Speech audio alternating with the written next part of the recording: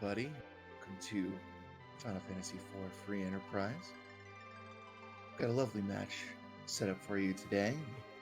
Greens are freshly mown, and the fairways are looking rather fast this morning.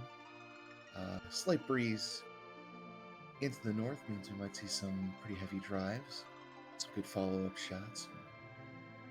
Should be ready for some serious play here today. My name is Smithy. We have on tracking today Firebird Lover and Phineas doing the restream, and here in the booth to watch this Masters action today is Alchemy. Alchemy, how are you doing today? That's a bogey. That's no good. Yes, that's right. Bogeys are indeed no good. I'm so glad I didn't say something wrong because I was this close to saying birdie, but I think birdie is a positive score. Yeah, no, birdie is a good thing. Birdie's 1 under par. There you go. There's your golf trivia here today. We've got a race. Blue Cat Loach versus PeasantsOMFG. It would be very difficult to find any two runners closer seated in this tournament. Had match 1 yesterday, which was a fantastic one. Blue Cat Loach taking what I think many people would consider the upset over Peasants, and now has a 1-game advantage, putting Peasants against the wall and forcing him to win today to keep his tournament dreams alive. We were joking about in the booth about like if that objective number for Conquer the Vanilla Masamune Altar was like Liberate Fabul Castle, it would be like CC3 to a T basically. So that's fun. It would indeed. I do like that it showed up here though, because that means the moon is definitely not haunted today. Runner's going to have to do some kind of objective on the moon, be it Bahamut or Masamune Altar, their choice. But one of them at least has to be done. Both of them could also be done there as well, depending on how the key items sort of fall. So there is a very real possibility here that all 5 objectives are in the moon. There is a real chance of this happening. That would be fun to see. I would definitely love to see something like that. The moon, you get just the massive stat boosts and HP boosts to all the bosses. You really love it when races have to go deep into there, because it really kind of tests how your party building has been going, and making sure that you are have been building them. You've got a good team going together. And speaking of a good team, it's a Rosa start today, which is definitely a solid foundation for any team looking to go into the late game. Rosa is very interesting because early game you need to find a good bow and arrow for her, especially for that solo fight and ordeals. But she's the best white mage in the game, has a really solid HP growth, has some great magic stats.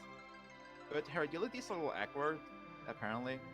So it's gonna be clever use of ninja hats and curse rings and the like to get that agility number right where you want it. I'm really liking all of these golf puns in chat, by the way. This is kind of a master stroke, everybody. Good job. There's Iridia, so we've got a very magical start, but yeah, lacking that damage. As you mentioned, hook starts, there's an immediate character on the board that our runners can get to if they want to go into Cave Evelyn. And keep in mind, that's a Sparkle there in Baron Castle, so potential Wyvern. You love and hate seeing the hook this early on, because on one hand, it's a character in a flag set that desperately wants you, like, you desperately need characters in this flag set, because see maybe and no dupes is a cool mistress. But also, you don't want to go down the hook route if you can help it. Yeah, the hook routes can be particularly nasty if you are kind of struggling to put together a really strong team here in the early game. Depending on how the characters roll out and what kind of gear you get for them, those hook routes can really wall your progress off, especially if there is something like a wall in the middle of your progress.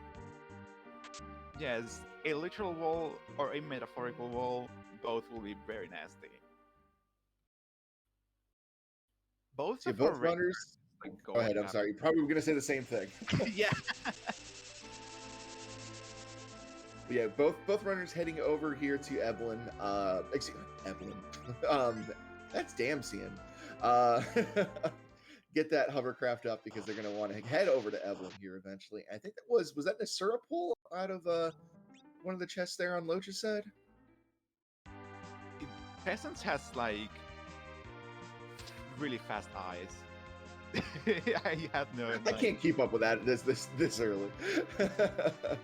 So as someone in chat pointed out, Evelyn Cave does not only have a character; it also has gated tier like loot, which could be really good, but also has gated shops, which are the only shops that have tiers 5 items, which could be Leviathan for Larvidia, it could be Ninja Hat, it could be Heroine Robe. So there's some good options there. Certainly. Already in Evelyn Cave here on Peasant's side, checking those first few chests. We have not run into that Trap Staleman chest yet. You really kind of hope to get that early so that you can just go ahead and skip it and loot out the rest of the cave. But I have to imagine that whatever our runners, wherever runners find it, they want to loot out Evelyn Cave here because this is one of those gated treasure areas. Good chance to get a lot of stuff here early, get some stuff for selling to get some early funds going. One of the benefits of having that hook as the first item.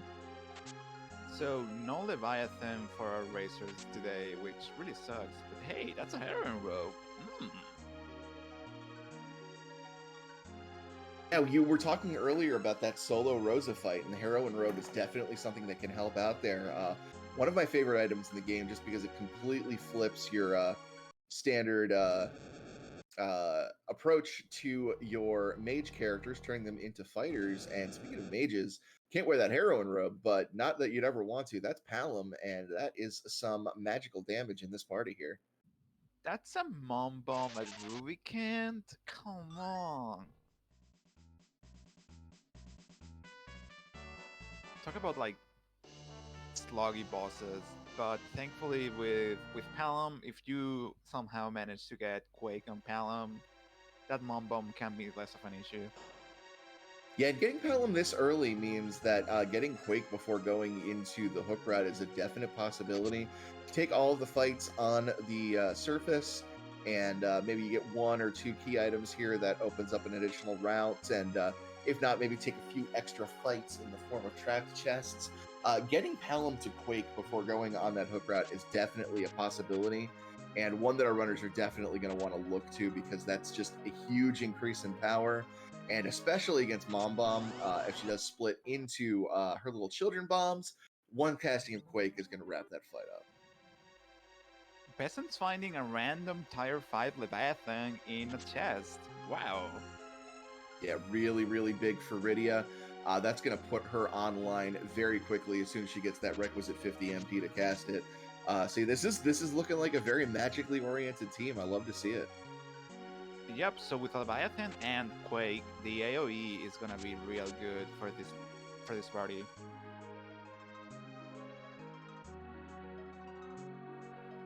I think Peasants is done exploring the cave, at least for now.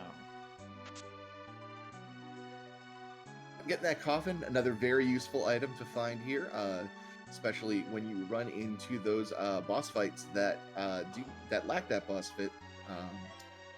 Things like the Baron Guards, Kaipo Guards, always handy to have a coffin on hand. So this Evelyn Cave looting spree has been paying off pretty nicely. Yeah, Gaia Drum, Illusions, some Blizzards, a Boreastu, I think. It's just like, just really, really solid all around. Yeah, lots of nice AoE damage from these J items. I'm sorry, go right ahead. Do you buy 2 Heroine Robes, or do you like leave Rydia to Leviathan duties? I'd be tempted to get another Heroine Robe if we didn't have that Leviathan orb already. With that in hand, that's pretty clear that Rydia's destiny lies in the mystical arts instead of the physical. The Heroine Robe for Rosa, I feel, is way more important here because, again, got that solo Rosa fight, and you really don't need her as a dedicated healer until later in the game. Early on, she's just going to be kind of dead weight if you're not using her to attack.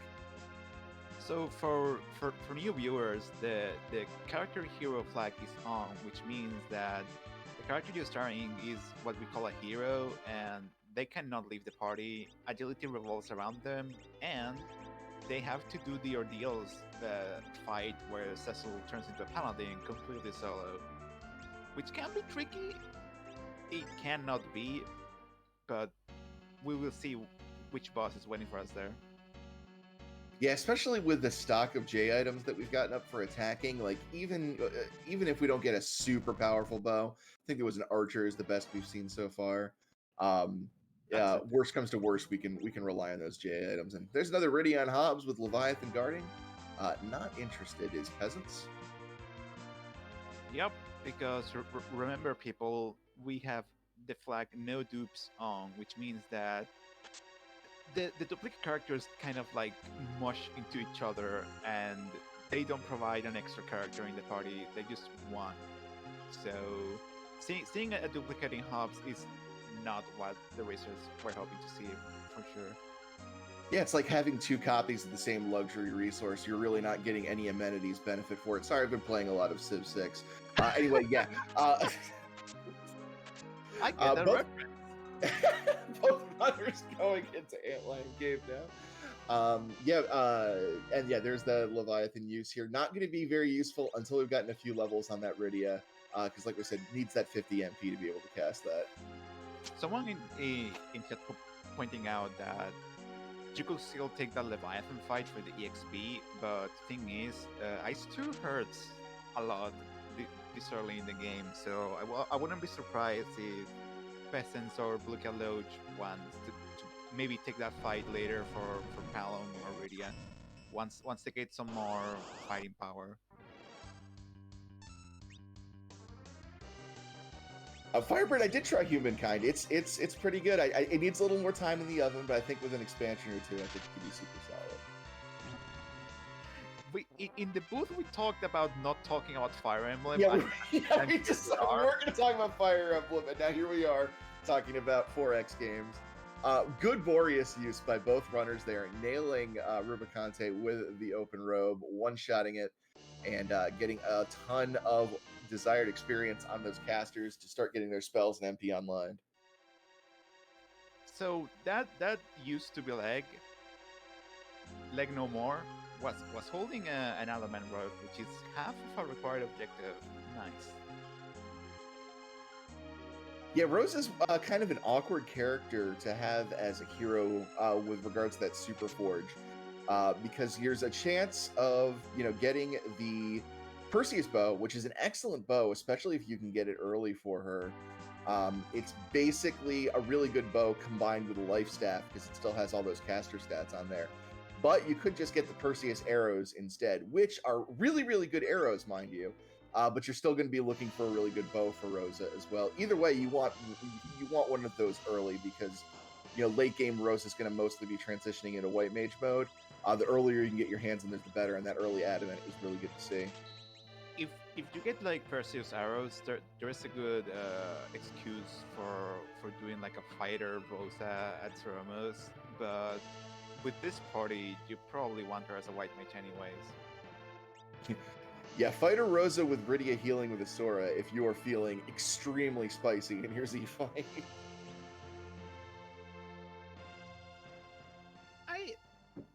I don't think either of our racers will do that, but I will be very shocked if they do try to do some kind of fighter strats, especially when Rose is the anchor.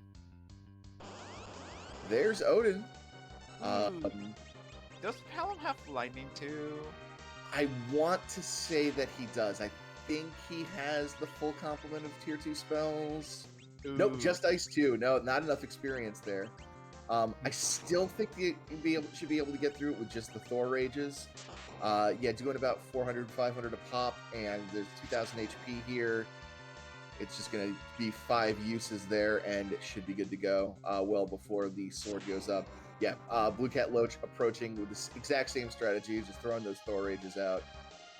Very smart use of that starting kit for both runners. Let's hope that Keinatsu is not anywhere nasty. That will need like 15 Thor Rages or something like that.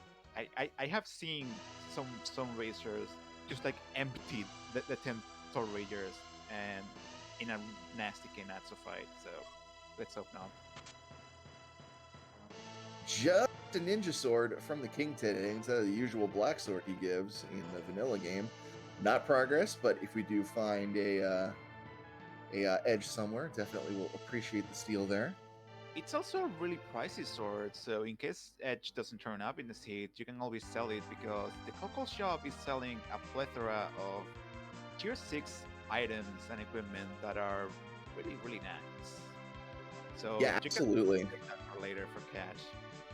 Yeah, that's definitely something to keep in mind if that legend sword shows up and we do unlock that Kokol shop. Wanting to generate as much funds as possible because you're right, there's some really good stuff for sale in there.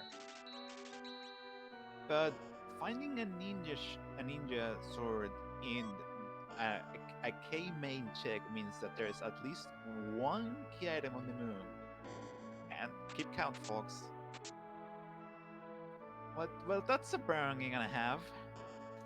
Yeah, that's a Baron Inn that's just shouting, "Please do not do me unless you have absolutely nothing else to do."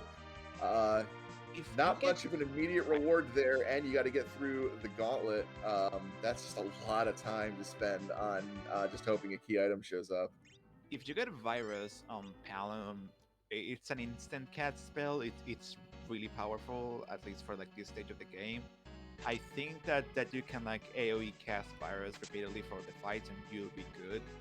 So I honestly I'm debating like maybe in this situation I personally will like pop the siren here in ordeals to get pounds and levels. Yeah, I would probably check the fights, see what we're looking at. But yeah, that siren on ordeals is always something you want to keep in mind. Getting that gets a Lamia fight. Does give a really good amount of XP. I think it's the highest XP fight you can find on the overworld, if memory serves. Yeah, without any key item gating, I think that's literally like a really high XP spot in the overworld. Yeah. And there's another Sparkle. Who is waiting for us? It is Plague, not the Sparkle we want to see, but not a terribly difficult one here. Yeah, Rosa with a casual 1.3k. Yeah, Ross is gonna two-shot this pretty much, or something like that. Leviathan for extra good measure. Yeah, no kill like overkill. And the Leviathan comes through. A little bit of slowdown there, but we are through. Now, this spot is fine. We'll see who's waiting at the back attack spot, which is the real stinker of Monor Fields. Yeah, this is always the one where you can get some really nasty things that just kind of get exponentially nastier when your ATB is set to 0 at the beginning of the fight, and they can get 1 or 2 turns in on you without you even being able to respond. We'll see what Blue Cat Loach's approach to Plague is, while Peasants approaches the back attack spot. And Lion shouldn't be too difficult here with Leviathan in tow. Oh, and Lion counters the fight command, so with 3 mages, this should be fine, especially when they are in the back row. Yeah, and even Rosa is immune here with that aim command, bypasses any counters that only happen to fight, so she can aim at that antline with impunity and not have to worry about those counterattacks. So this Monor Deals has been pretty kind actually, so that's very nice. We might see underground at like 30 minutes or something like that if things keep going well. You say that, but it's going to be Wyvern inside the Clue Shrine with Big Bang. It can't be Big Bangs, maybe. Because okay, fine. Fire 3. Yeah, okay, it can be Fire 3. That's true. So with the Witchburn flag on, the nasty boss Wyvern, instead of doing an opening mega nuke on the entire party, does an entirely random command from the game. This includes any monster skill and any magic spell. It without the boss unsafe flag on, however, it will not do anything that's worse than a mega nuke because mega nuke can be reflected. But there's plenty of dangerous powerful commands that cannot be reflected, like Odin Sanketsuken, Meteor, Quake events. So without we had a really nasty glance the other day. which if you're not familiar with, is an unreflectable confuse all on the entire party, and that was very difficult for the runners to get through. So we will see what Rosa has to face. That's wow. That's just the game handing you the curse ring. That's that's so funny. Yeah, we mentioned the kind of awkwardness with Rose's agility as the hero. Curse Ring helps mitigate that a really good bit. You are kind of sacrificing a substantial amount of Rose's like usability as a caster or fighter, honestly, since it's all the stats going down when you do that. But yeah, Curse Ring does give you flexibility to adjust to situations as agility dictates. Very easy Bahamut there for Rosa, and this ordeals is over with. That Bahamut, you kind of hate to say it here, like because Bahamut can be a pretty free fight as long as you have Reflect. So kind of sucks to see him here, but all at the same time kind of grateful that it's an easy fight for Rosa. And let's not forget that was not a key item. There are 2 key items on the moon.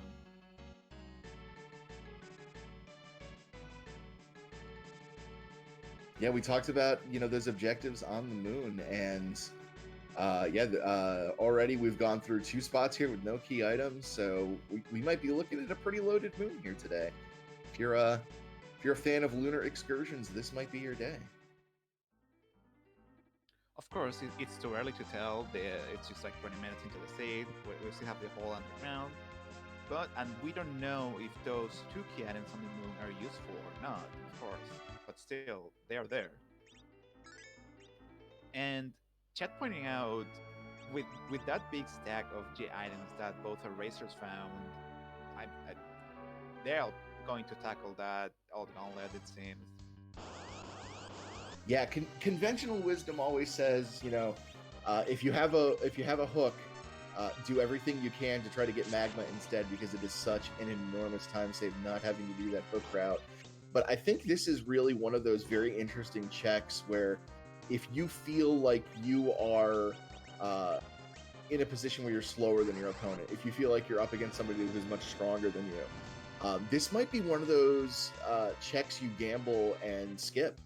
And just go into the hook route, because it's such a massive time investment to do this. You're not going to get a lot of reward out of the character available here, so you're really just banking on the key item. Now, both of these runners very, very close in skill, so I'm not sure that really applies here, but I think this is definitely one of those checks where in certain situations you might be willing to risk ignoring it. There's also the issue that this will give EXP, like for example, Talon just got Virus, and also Rosa may definitely wants Blink for the hook route, so I can understand that decision. Absolutely. Those are like fish showing off their lovely ability to absorb electricity there. And also fly. Quake will not hit them. Yeah, I don't know. The trolliest of random encounters. Hey, some diet food there. Very helpful if you need to remove pig for some reason. I always imagined that when the original developers were designing the electrofish, they were just like giggling in a room, like Exactly like that giggle too.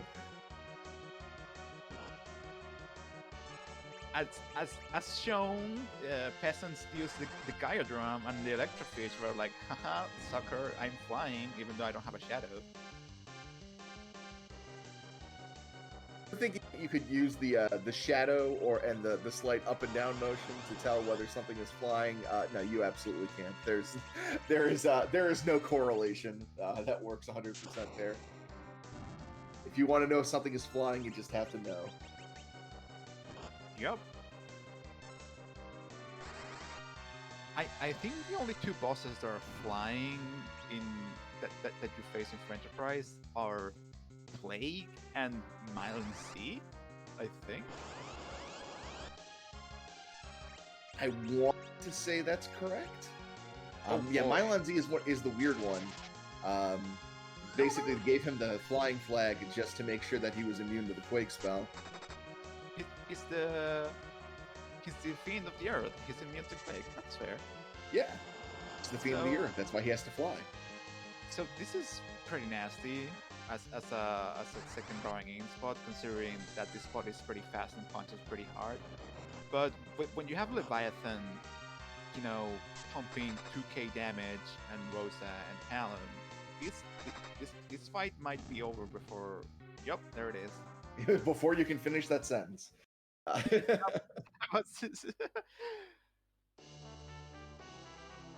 So the Sand Ruby. Nice. I don't think we have taken a look in Kaipo yet. So you absolutely do. Oh yeah, you got to make the check here.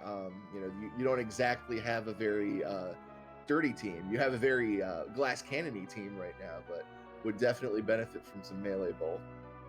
So the nice thing about finding Edward, aside from the cheese fights on some encounters, as Rosa goes from an archer, a physical fighter, into a full-on white mage, the archer equipment can be offloaded to Edward, so he can contribute with some pretty okay DPS.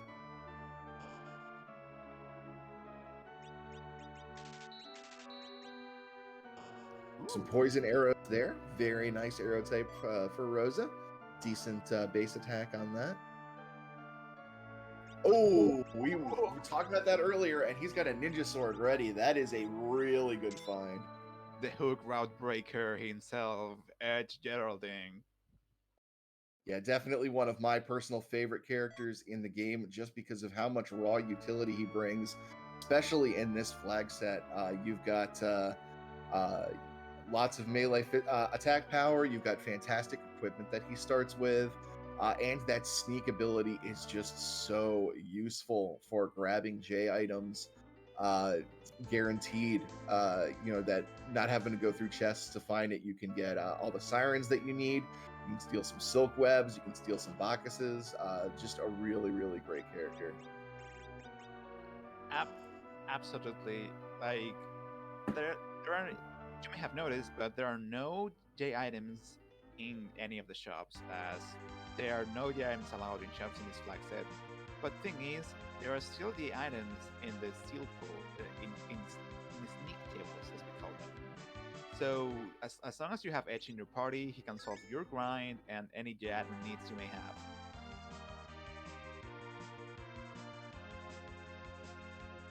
Yeah, not to mention he's blazing fast, so even if you don't get great weapons for him, he can still contribute in Zeromus fight as a fantastic chemist, because his turns are going to come around very fast. But considering we've already found a ninja sword for him, I don't think that's going to be the case. I think we're going to actually get some really good damage out of him. So this is interesting, because with Rydia and Palom, you will think, like, throughout the seed, the main idea was, okay, I'm going reflex strats. I'm just going to grind to nuke if I can, and just like go reflex strats. But now that we have an Edge with a ninja sword, did you go mixed strats, or do you keep him as like keep him and Edward as like dual chemists while the kids are flinging spells? My general approach, and this is by no means a professional approach, I am a middling runner at best, but as long as I have a strong white mage and a strong attacker, I feel comfortable, you know, just with that for Zeromus, so I don't worry too much about like trying to do slingshots or trying to set up, you know, for reflex strats or anything like that. So I'll just progress through the seed until I absolutely need to take a grind to progress. So that's kind of my approach. If I were stuck with just mages and only my best melee fighter was like a Sid or something, I think, yeah, trying to do some sort of grind up to those nuke levels would be more appealing. Thing is, Rosa is your white mage, but Rosa is also the hero. That means she's also the anchor.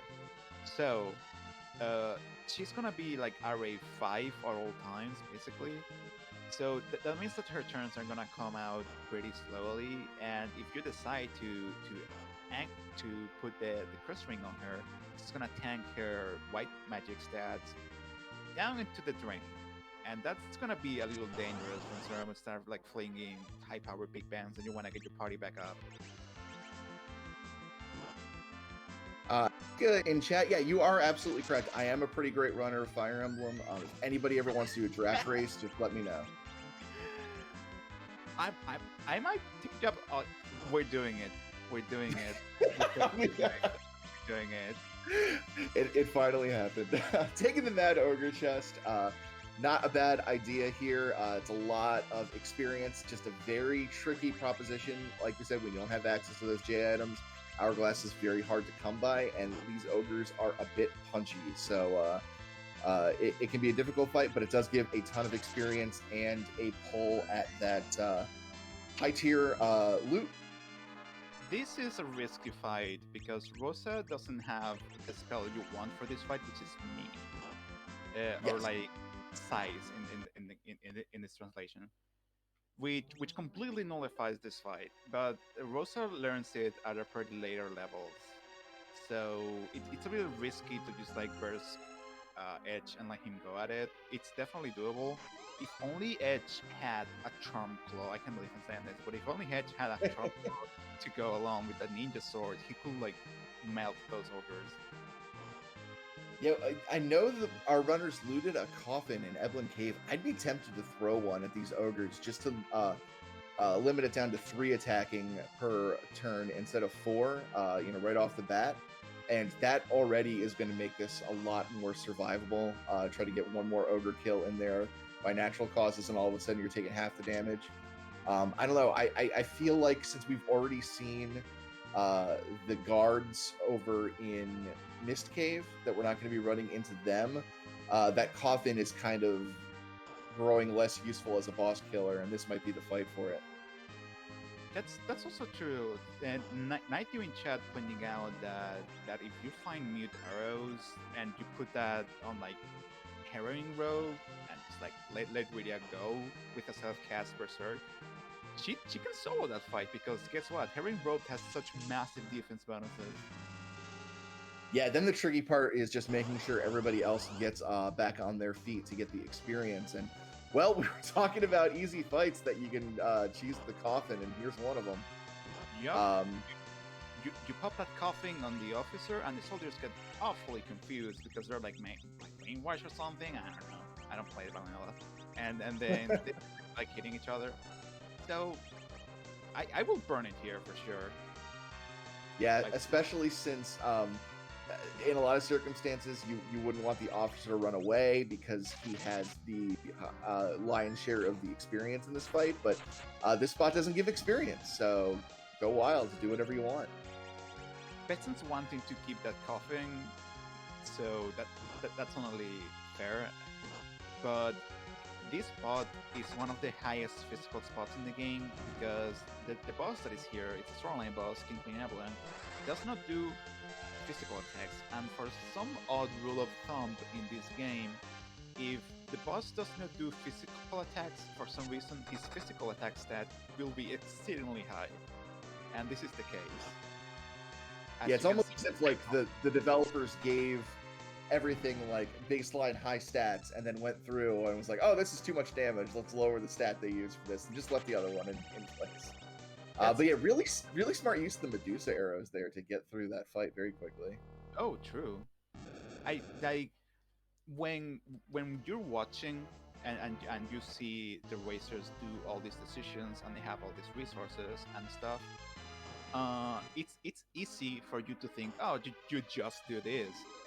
But when you're in the race and you have all these ideas bubbling in your head on what's up to come, what's the strategies I'm gonna do, what's my routing, my characters, what's the bosses, it can be really, really hard to think of, oh, I have to do this like on the spot.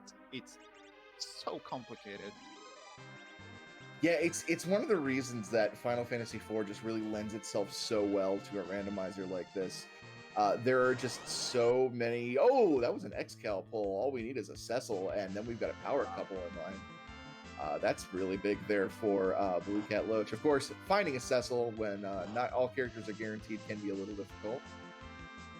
But yeah, we can. Yeah, good pointing out in chat. We can throw that with edge, so that Excalibur will not go to waste. Yep, that Excalibur is like what, 6k, 7k at Zemus, something like that. Yeah, and even if you know you don't want to save it for Zeromus, if you run into something particularly nasty that you just need some burst damage on, just let it rip. Yep. Peasant's taking another ogre fight. It seems to be going a little hairy again. Ah, but the Medusa arrows are putting in good work, I see. There's ogres everywhere here as Blue Cat Loach takes the 3 Mad Ogre chest in Castle Evelyn.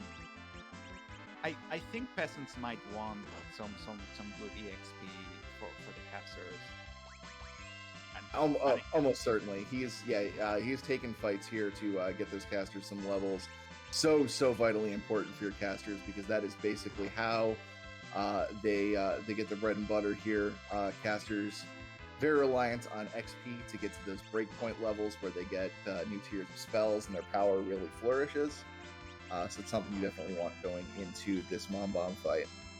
Thing is, the ogre has to alternate punching Rosa and Edge and no one else in order for this to work. And it feels like Peasant is like burning some time. In the end, decides to just like end the fight and like cut the losses and just like, let's go anyways. Which is unfortunate. Yeah, something to point out that I just noticed is that Blue Cat Loach went with a Mortal Kombat naming scheme for his characters, and we got the Sub-Zero colored Edge. Except he's Smoke, but yeah, I named him Smoke. How can you predict the palettes, huh? Exactly. Yeah, there's no no way to predict what you're gonna get. Hey, board phase. Let me choose the palettes for 5.0. Wink, wink. I almost said I got my lore mixed up for a second. I almost said, but it kind of works because isn't Smoke the old Sub-Zero? But that's Noob Saibot.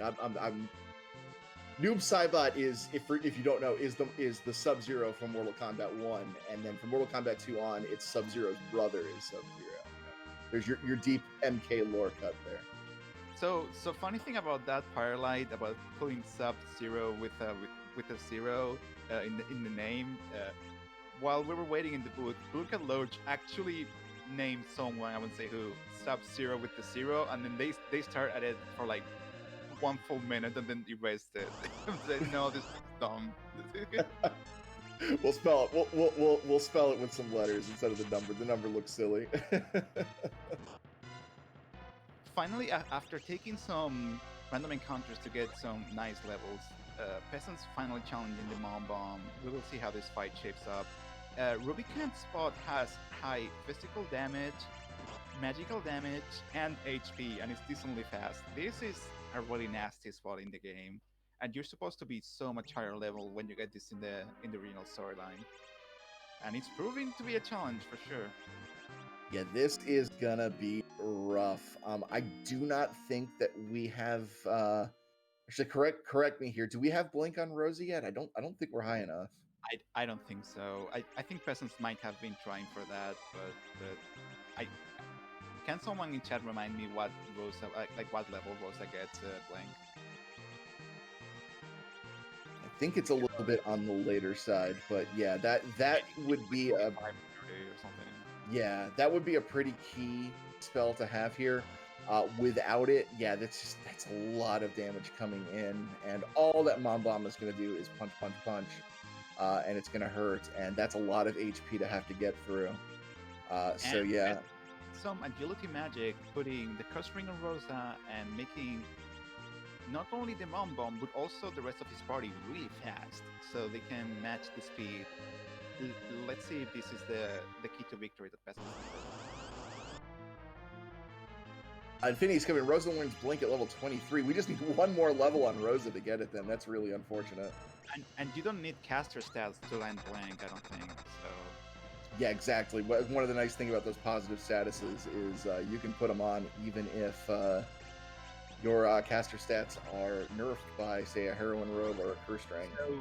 So Blue Cat Loach is right on Peasant's heels, but and after full clearing Evelyn Castle, some might say it's like a little like overlooting or something, but he has an X-Cal, he has Sorcerer Robes, he has Massa on Edge. I think he's gonna have a really easier time fighting this Mom Bomb. Like you can chuck that Excalibur and do some damage with Edge and like virus with Talon, and then blow away the tiny bombs after the explosion.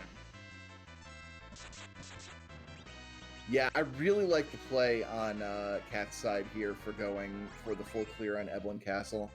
If you are not feeling confident enough in a hook route, it's sitting right there, right before you go into Evelyn Cave. It's just a perfect spot to snag some XP and some potential loot there before going down that route. So I think that's a really strong play here, clearing it out and taking care of things. I think, yeah, you're right. He's going to have a much easier time than Peasants does in this fight. Like I'm not a great racer. I'm not a great player at this game. Like I barely play this game.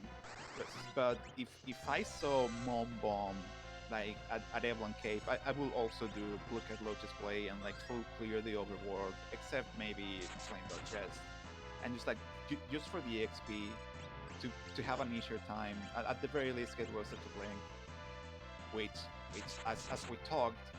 Blue Cat Loach has put the curse ring on Rosa, but Blink doesn't care about caster stats. So yeah, things have largely stabilized here for Peasants. That agility manipulation means that Mom Bomb is not getting several turns to his one character here, so that's really good to see. Very smart here, just kind of keeping most of his characters at critical. Since Mom Bomb is likely to one-hit them anyway, it's basically kind of like a Wyvern situation where you're just going to accept the fact that it's going to kill one person a turn and then just keep, lifing them as necessary. Try to put out the damage that you need to get through this. Because thing is, all Mom Bomb does is punch, so as long as you can keep up with punches, which you should be able to with the agility setup, you're good. The issue might come with the explosion. I don't know the formula for the explosion, but I hope it's kind to Peasants. Yeah, the formula for explosion is interesting. I cross my fingers and hope that the damage isn't too high. Nice. My expert analysis on explosion there. Is that what you call imaginary numbers? Yeah, essentially. Yeah, I think that's right. Oh, it gets through it before the explosion. That's huge for Peasants. Great job there. Cost him the Silk Web, but he has got progression. He is underground at the 40-minute mark. Listen, those G items are like you have to use them. They can't keep lingering in your inventory. If it's gonna save you a lot of time by using them, why keep them in your inventory? Like Elixir Syndrome is not a thing in Free Enterprise. You have to use what you have. Exactly, yeah. And as it was pointed out in chat, with Edge in the party, you can force an encounter to steal a Silk Web in the underground. So you can get one back before going to the Zemus if you really feel like you want one for safety there. So Peasants going underground at 40 minutes and Blue Cat Loach following shortly behind because of the full Evelyn clear. We will see if the extra power that Blue Cat Loach has obtained will make up for the time that he's spending in Evelyn Castle. Yeah, this is going to be very interesting here. This is where routes can diverge pretty heavily here. We have got almost nothing for key items here, so nothing that really lends our runner to one direction or another. I think Peasants, the first thing he's going to do is drop a Siren and get some experience here on his team. I like this play. That's fair. You have 2 Sirens. The Freedom Kit can give you from 1 to 2 Sirens, and we have been lucky. And there's the Coffin News. That might be what he was saving it for instead of spending it on the guards, just like easy EXP. Don't even think about it.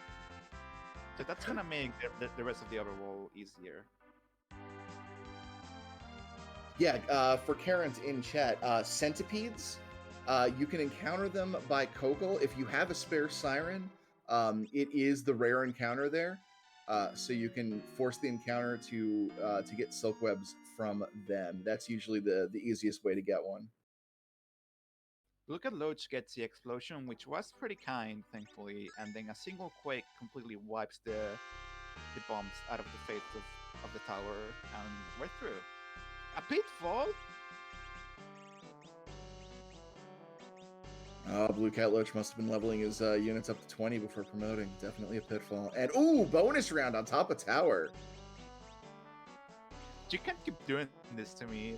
I'm going to keep doing it. It's so yeah, that's a knowledge that Blue Cat Loach has that Peasants doesn't, because Peasants did not move over there and make that check. Yeah, Peasants on the other hand is going immediately into Dwarf Castle here, which is a really bold play, not doing any of his freebies or anything first, just wants to get some bosses done, grab a key item, get some even get some more experience. These are some pretty high experience spots, so this is really nice. I am a fan of doing Dwarf Castle early, hoping for a boss you can tackle in this spot, because when it pays off, it tends to pay off big. Because usually most racers will delay this check because it's pretty high level. So by doing it early, you can get, hopefully you can get a really good key item and or character early on, perhaps something to replace that Edward. And guess what? Dark Elf's second form, the Dark Dragon, it does not have the boss kit. It is immune to instant death, but it is not immune to other ailments or the stop spell, I think. Yeah, you're absolutely right. Not really too much that we have here to really take advantage of that, but one thing that is almost always useful is Leviathan spell. Good bit of HP here, but we're getting through it pretty fast, so Peasants should be in the clear here. Yep. Look up Loach. Did Look at Loach check the freebie yet?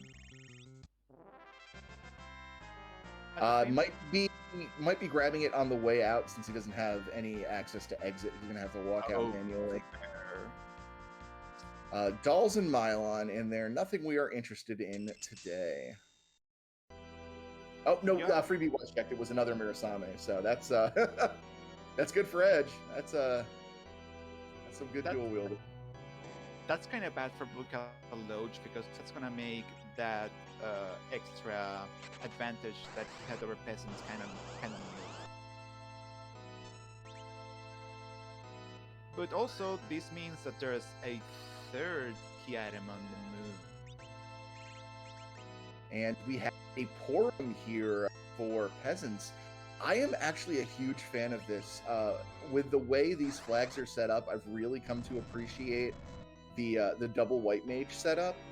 Not maybe so much with this party, because there's not a lot of bruisers here, but if you get like a 3 melee, 2 caster, and your 2 casters are Rosa and Porum, you don't need to have like a full stack of Bacchuses in the Zeromus fight, because you can keep those berserks going out pretty steadily. It's less of a concern with Edge, since you can steal them, but I mean, if you've got 2 white mages, no need to go steal Bacchuses. That's saving a lot of time there.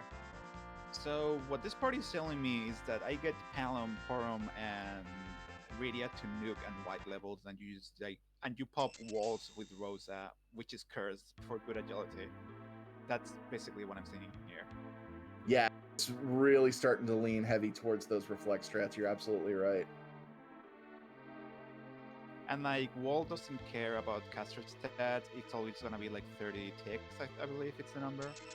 So with Edge doing support, because he's really fast and he can throw all the potions you need him to nerf Big Bangs and the like, I think this is a really good reflex strat party. Yeah, plus any high tier hardware Edge can throw for some burst damage. That's a Darkness Crystal. That is a big find.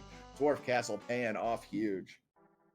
Yup, and look at Loach. You will think, like, if I saw that D-Mist up there, like, I know that the Mist Dragon is a boss that it's easy. It only punches 3 times and then goes into the Mist phase. It's a slog up there in the tower. But with that knowledge, I personally would have gone way for Killer's Tower, like right off the gate. But the correct play was doing Dwarf Castle, it seems, which is really cool.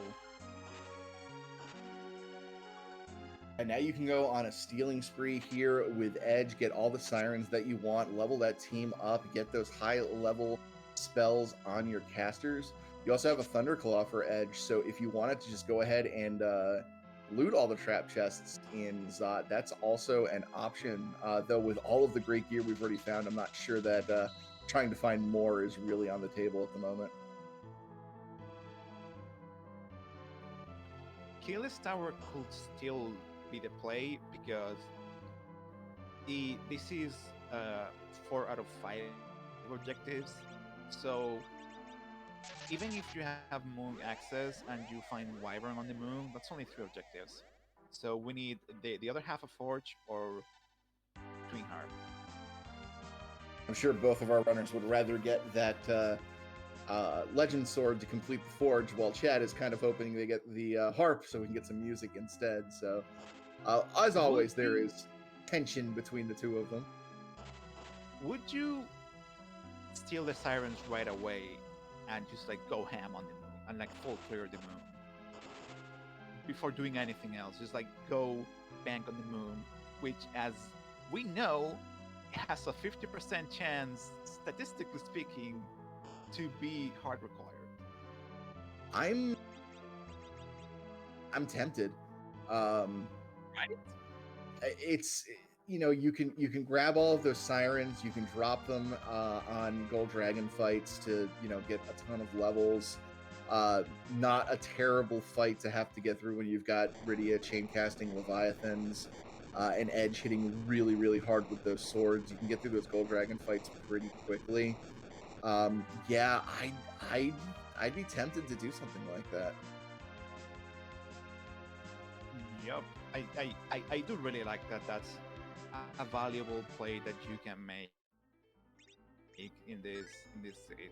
I really like it. We'll see if either of our racers decide to take the early moon dive option or just like full clear the underground first.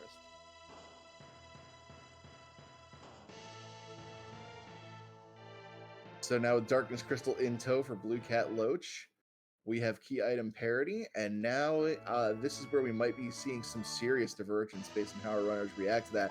There's that Twin Harp. We were just talking about that. That's 1, 2, 3, 4. We're just a Wyvern or a key item away from go mode here. Yep, you bet. This is like, depending on where Wyvern is, this might be kind of decided Yeah, now at the top of a head. Yeah, now I'm just like, okay, let's go do the music. Let's get that objective checked off, and I am hard committing to the moon. It's just like there are 6 bosses on the moon, right? And there's a pretty decent chance that Wyvern is one of them because, like, statistically speaking, that's how stats work, I think. Yeah, and like you said, we've had so many zonks on key items here that there are at least, I think, 3 key items on the moon at this point. So it's just, you know, the chances of finding the Legend Sword up there are pretty high. Chances of running into Wyvern pretty high as well. I gotta feel like moon is the play at this point.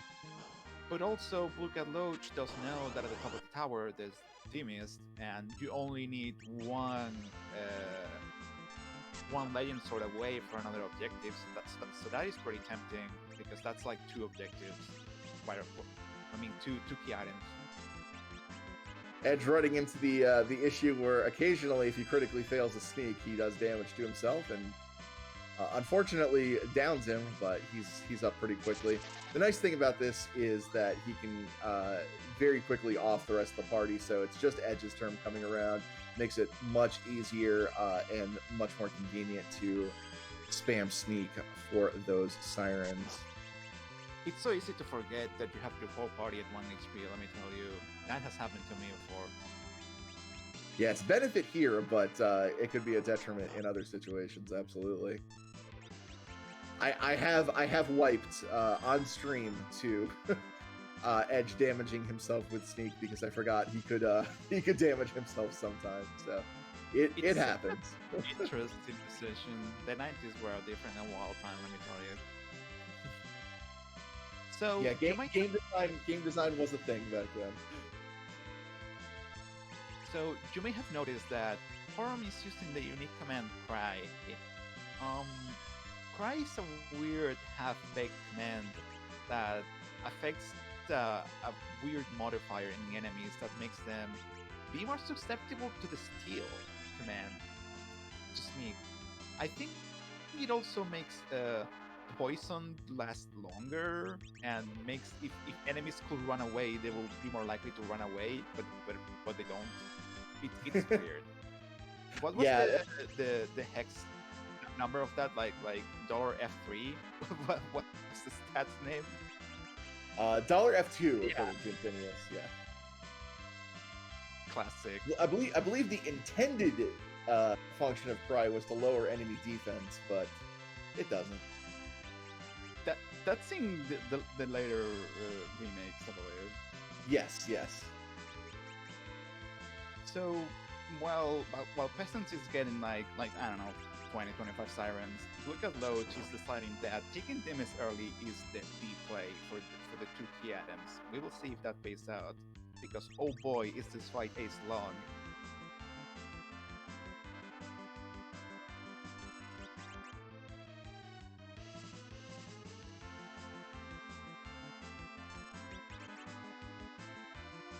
And while we kind of go through these two lengthy fights here, I do want to give a huge shout out to our behind the scenes crew here today. We have got Infinius working the restream, and we have got Firebird Lover doing the tracking. Big shout outs to both of them for being here early, at least early on the East Coast, to help make sure that we get this broadcast here. So make sure to give them a follow.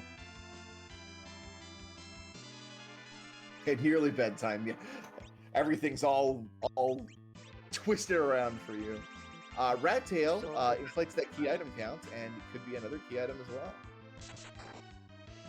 So you get the Rat Tail, you go down to Sail's Cave, you talk to Yang, you get out of Sail Cave, you make a pit stop on Mist, and then you go to Fabul and you drop the Rat Tail. Basically, that's what I'm getting. That sounds like the correct errand list here. I kind of like it when seeds just become a checklist. I'm a fan. It's like when you're doing an MMO and you just did a whole bunch of quests and you're going back to town to turn them all in and see what you get. It's that kind of feeling. It makes the numbers go up. I like it. Oh, the white chocobo troll. There's the black chocobo. Someone in chat is saying that Peasants didn't steal that many sirens. Do you think he's hoping to do a grind now and then wait for 10 key items to get Zemus levels? It's potentially he might be just getting those sirens for now and holding on to them for when he feels like he absolutely needs to do the grind. But yeah, I didn't get an exact count, but just based on the amount of time in there, I would guess it's somewhere around 10 to a dozen sirens he has, which would suggest you probably are going to be using them on a high value grind like a gold dragon, or you're waiting until you have 10 key items for them.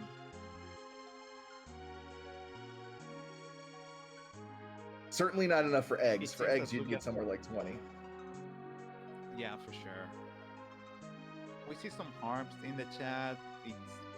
People are just waiting to hear what Edward has in store for us, because in Free Enterprise we have randomized the Edward harp song that plays in this cutscene. There's so many songs now. I forget. There's a lot of songs from many different video games made by music development team members Calamity and Xenocat. So we'll see what we get today.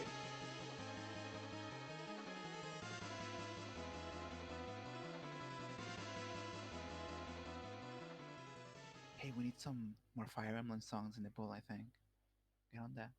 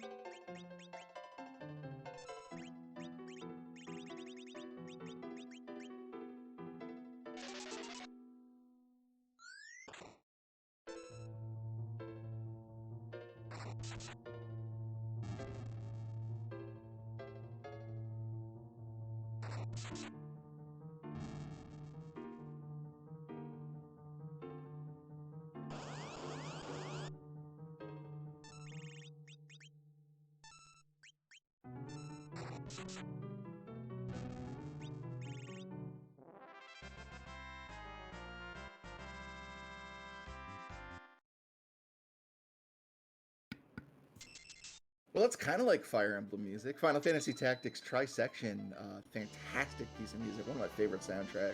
Wow. Love FFT. Oh, Legend Sword! That's Go Mode. Wow. Now it's just a matter of dotting your I's and crossing your T's, and probably going to be heading right underground to turn that in and find out what our Super Forge is. Oh no, if Luca Loach goes to Moon after getting that Twin Harp instead of chasing the Twin Harp, that's fatal. Yeah, this is going to be a big decision here on Loach's screen here. Music hard required. That's wild. Yeah, you love to see it if you're a fan of music checks. That's really great.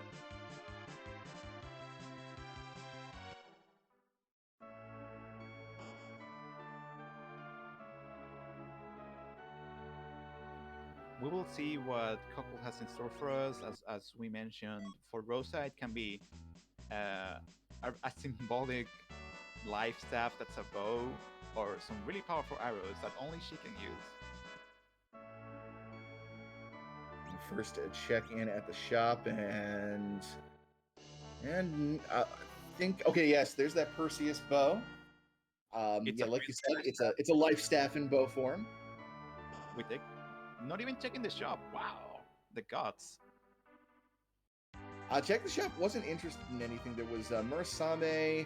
I thought I saw a Zeus gauntlet, but he wasn't in the market for one today. Yeah, we're not doing fighter strats right now. Oh, tower key? Really? You make me go up the tower to get the mist, go back up to of the overworld to get the tower key to go back down again? Really? Now, what are the odds it's Wyvern in the Super Cannon room? How would that be for a seed that looks like it's moon loaded and then just isn't? Ooh, look at Loach going to do music. That's nice. I'm really glad that he didn't go to the moon. Yeah, this is great. This is going to put both of our runners in go mode, and then it's just going to be a matter of what they decide from here. The deciding factor so far has been Peasants did not complete the top of tower, did not go up there and get that demist. So that's right now what is the difference in time between them. Honestly, that might be the difference overall, because even with all of that extra stuff done, I don't think Loach is going to get enough key items to hit 10. I don't think so either. Even with the crystal and the legend sword, that's 9 key items, which kind of sucks that you're one short. Yeah, you're right there, so close but so far away. Do you do Super Cannon Room real quick? It's not that into the tower. Like the cutscene is like not that long either. It's still a time waste, but that double EXP is really nice. But you will have to do Masamune Ultra and Cape the Hammer at lower levels. It's a tough decision to make. It really is, and those are not fights that I want to be doing at this low level with this team. So as tempting as that is, I think I'd have to skip that. I think I have to take the safe route and do my grind first.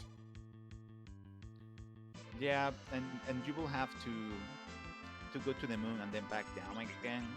Yeah. Which if you go to the moon, you will want to stay there. Yeah. Now Loach does have the pass, so that does make that not as punishing. But yeah, it's still something you'd like to avoid if need be. Anyway, more tactics.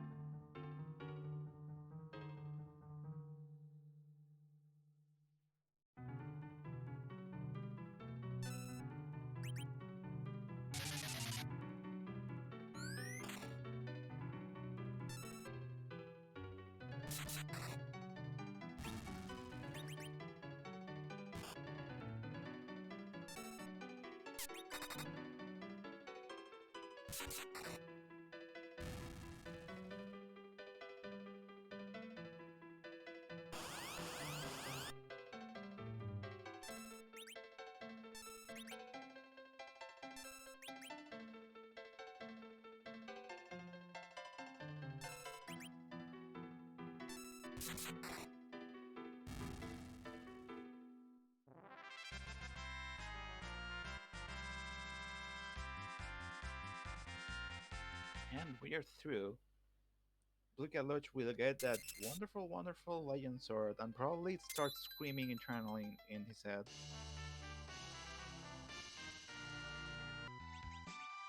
Because friends, that's go mode. Yep, that is officially go mode for both runners. Just a matter of them being able to put together a team powerful enough to act on it, which Peasants has already put his nose to the grindstone here and is working towards that. So Peasants has so far a bit of an advantage because look at Loach did some extra stuff that Peasants didn't do, but we'll see how the rest of the seed goes. Yeah, the problem for Cat right now is, it doesn't have any sirens right now. Doesn't have any obvious way to grind. So can't immediately jump into the grind like Peasants here is going to have to go and, prepare for that.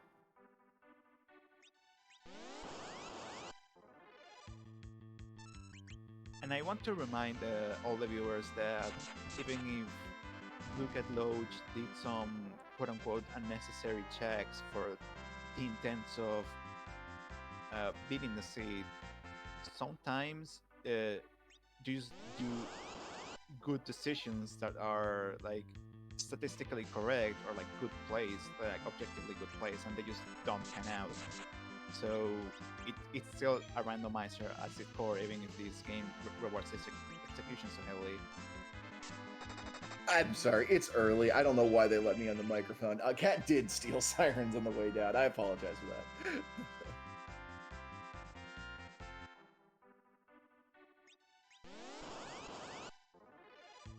And let's see if Cat is interested in anything on offer here. I think really the only real thing is that Zeus Golem. Like I said, this is more of a caster seed, so we'll see if he's tempted. The rat tail has already been turned, so the only thing that could get us a really quickly 9th key item will be the tower key for the super cannon room, hoping that that is in fact a key item. And then getting the crystal, which will be the 10th. But to get the crystal, you have to either find Wyvern and Cave Bahamut, or Cave Bahamut and the Masamune altar, which, oof. Without grinding, like maybe you do like half and half, if anything, but still, I don't know if it makes up the time. And Loach headed to the moon here. This could be a situation where he uses those sirens for gold dragons and maybe supplements it with some behemoths in Cave Bahamut. You've got Berserk and you've got a hard-hitting melee character in Edge. Behemoth, in those circumstances, Behemoth fight's very simple to take down, very good source of experience. It is possible that Look at Loach decides to go ahead and do some objectives now and then get the crystal and like maybe hope that some moon boss has the 10th key item that he's looking for. Yeah, could be relying on the 10 key item, like 10 key item Ribbon Room and Masamune altar. It's a possibility. Yeah, that's what I really like about situations like this. Is there's so many different ways you can approach, getting experience for your team, and there's really that big risk reward of, if I can put this off as long as possible, I'm going to reap the benefits of a much shorter grind for my team. So yeah, it looks like Loach heading over to Value Cave. We'll see if he scouts the boss first or just goes immediately into taking some encounters here. I'm really, really interested to see Cat's approach here.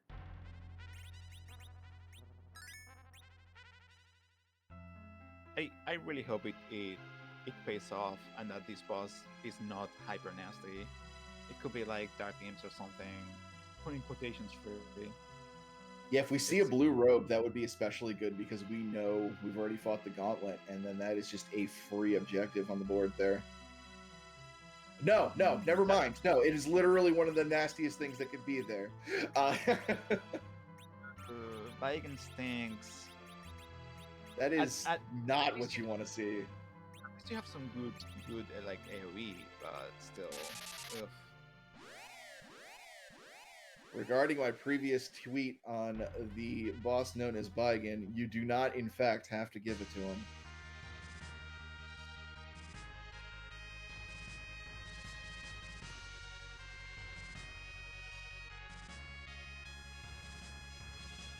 So yeah, Cat wisely ducking out of there and heading into the subterranean instead. If you find Wyvern here, you don't even have to do Gay Bahamut. Yep, that is probably the hope here. Because Baigen plus Cave Bahamut with how punchy that spot is just that is a whole bunch of no thanks there. And hey, a monk. As we previously mentioned before,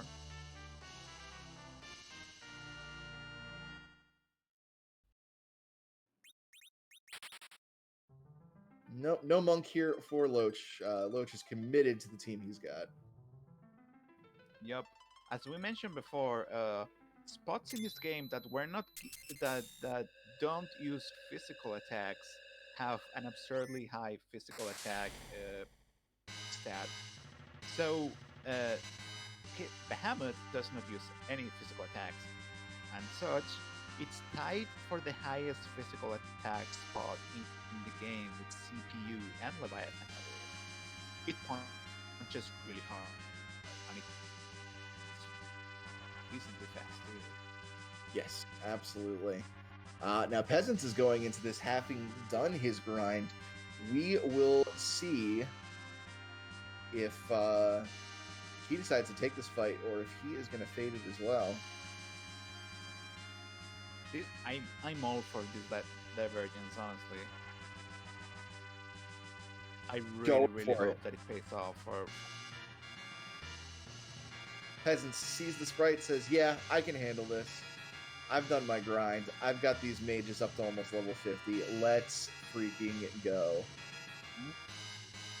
in Robe and Rosa, not even wanting to use her like at a low agility. Wow, it's going all in. Yeah, let's see how this sort of mixes things up here. Your best bet, probably spam Quake on Palom to keep those arms neutralized and deal damage to that center spot there. You would want to be spamming Leviathan on Rydia, but unfortunately, Board AI is spotted that strategy right out of the gate. Berserk on Edge is good. Don't want him to get punched like that. That really hurts, but okay. Arms neutral. Oh no, one Quake is not enough to get those arms neutralized. That's rough.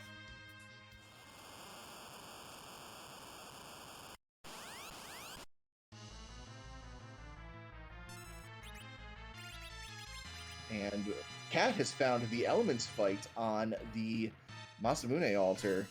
Not a terribly difficult fight.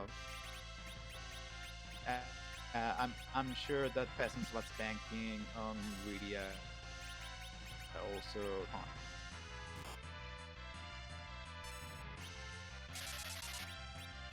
oh wow! See if Cat is going to go for reflex strats here. You want to kind of explain what this strategy involves here? Sure. So the thing with Elements is that it's actually two bosses glued together, but you don't get to see it.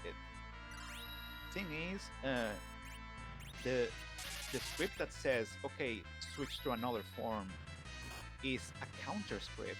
And turns out that from some kind of quirk of the SNES Final Fantasy IV programming, reflected spells do not trigger counter scripts.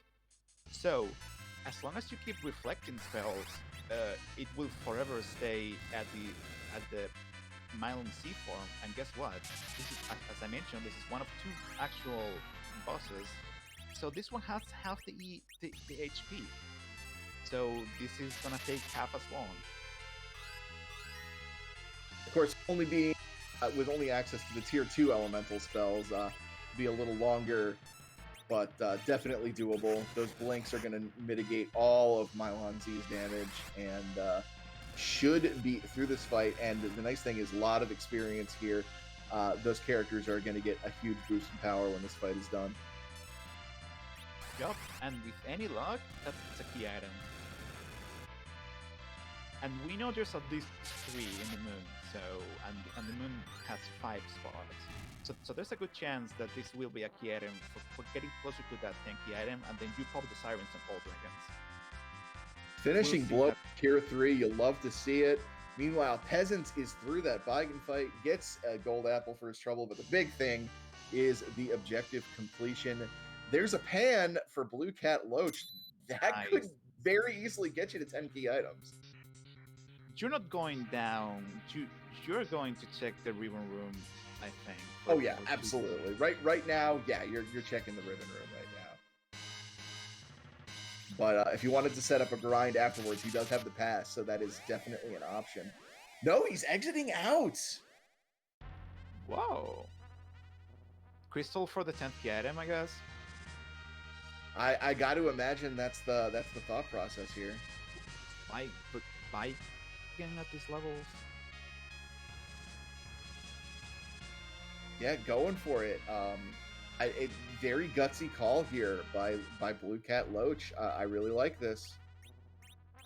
He is on the clock though, because Peasants is ready to march down through the lunar subterrane, get that 4th key item, and maybe just glory walk from there right down or to Zemus from there.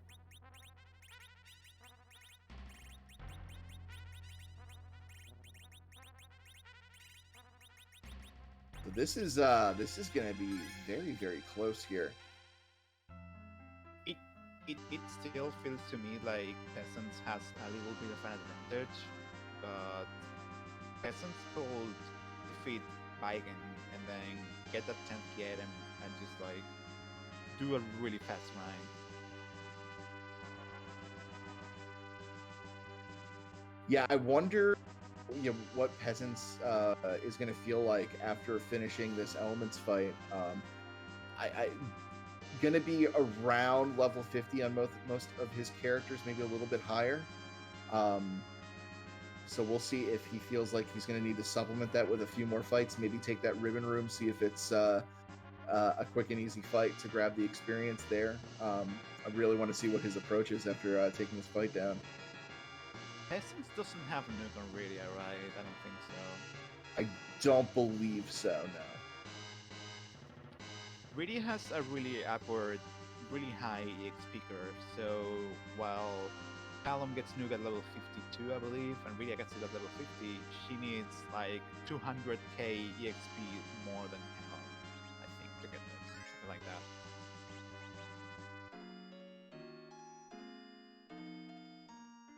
Well, so far, Look at Loach has kept the blanks up. It's doing some good work at keeping Baigen at bay.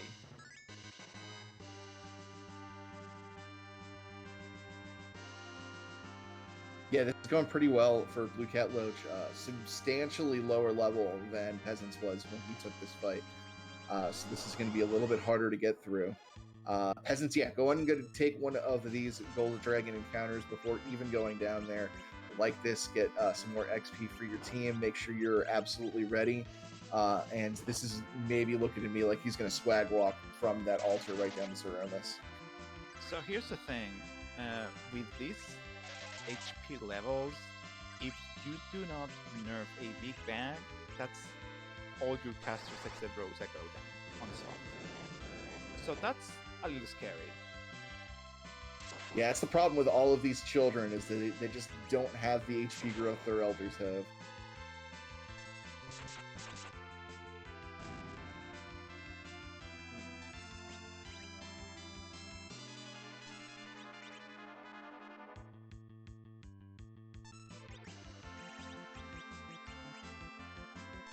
still have to be careful with this fight. You don't have, hourglasses to stop them immediately, so they can hit pretty hard, but Peasants is stabilized here. Gonna want to get that Forum back up before the kill. Oh no, the virus went off, so Forum's not gonna get experience from that. Very unfortunate. Yeah, Paris is like getting some cat's thrills, so that's rough. That's rough. If you are planning to keep Rosa cursed and use Porn as a white mage, that's a hard blow to deal with. Yeah, most certainly. Like as we mentioned, having that Porum flinging whites around is some really good extra DPS. Like that's like 7k to 9k damage depending on equipment. So that really speeds things up, especially if you skip the Ceramos lethal phase. Here it goes, Peasants into the Lunar Core, going to that Masamune altar. And is about to find the elements, which is going to be a very free fight for him, even freer than it was for Cat, since he has access to that tier 3 fire spell. It's going to hit way, way harder. Probably seeing damage cap here. Yep, I believe so. So, shoutouts to Blue Cat Loach for having a flawless Baigen at Behemoth fight. That's wild. I don't know if our viewers know how hard that is to pull off at these levels, but let me tell you, it is very hard to pull off at these levels. Yeah, that was really, really clean for Cat. Could have potentially lost a lot of time here compared to Peasants, but really was not in that fight for a significantly longer amount of time than Peasants was. So this is going to be a huge help for Cat. Got the crystal. Ready to go, just needs to get his team leveled up before heading to Zeromus. This is going to be really close, folks. Yeah, so since Blue Cat Loach has tanky items and some levels, he can do a little less grinding than Peasants and have a safer Zeromus fight. So we'll see if that will be the case. Because if Peasants goes into Zeromus with non-save, non-big bang save HP levels, and he eats a nasty big bang, that's gonna be hard to recover. And recovering Zeromus fights, let alone wiping, it takes quite some time. Yeah, if I'm in Peasant's position, I might even be considering foregoing the reflex strats and then just go in with power duo of Rosa Edge and zerking my way through. I don't know. I guess it really comes down to how on the okay, so now Peasants is going to go ahead and take the fight. He's going to take the safe route here. So that's going to open the door here for Cat to sneak back in. Gosh, it could still be either of them going into this Zeromus fight first. This is so close. Yup, it's pretty rough. The thing is, as you mentioned, the Edge Rosa duo, Edge is really fast. So you can keep Rosa without the curse ring and have her be like a good caster with the Perseus bow, and have Zeromus at relative agility too, throw a sick whip at it or like some slows, and with those HP values, you can do it. You can have a pretty. It's gonna be a bit low-minded, but it's doable. Yeah, certain, especially since Edge, as good as he is not going to be putting out the kind of damage a Holy Sword Cecil or high level Kane with their best equipment is going to do. But yeah, very fast. Going to put the damage out quickly. But yeah, compared to Reflex strats, a lot slower because Reflex strats, you're only doing half the fight. So, Peasants having some luck on finding the dragons he was looking for. Yeah, this hasn't been bad. Hasn't been trolled by the Tricker as much as he could be. Yeah, there is a very real possibility that Peasants just does find 5 Trickers in a row. Like, that is a thing that can happen. Let's be clear here. Can and does. Wow, Yeah, just just like 4 levels tons per of fight. levels here. Yeah, for Loach, you can see how much of a difference that key item count makes. This is something else. And it's still faster to leave Cape Bahamut, exit out of Cape Bahamut, go down to the Blue Planet, and use the pass. You're And absolutely. if you take a wipe to Ceremus, you're right outside Ceremus' door. Meanwhile, if you take a wipe to Ceremus down in the Lunar Subterranean, you have to walk down all the Lunar Core. Yeah, and even with runners of this caliber, that wipe at Zeromus is always a threat. Zeromus is a nasty fight, and those dice rolls can go against you at the worst times. You can get phase pushes at the wrong time and get that dreaded combo ladder of Big Bang into Medio. So it is never, under any circumstances, a free fight. So do not underestimate that advantage the pass has of being able to immediately go back in the fight instead of having to take that minute-long walk through the Lunar Core. You bet. Yeah, that's a good point. Like the trigger is, they do have Lit 3, and the trigger makes it very clear he's weak to lightning. Do not Lit 3 the trigger bot at the Discord. Do not.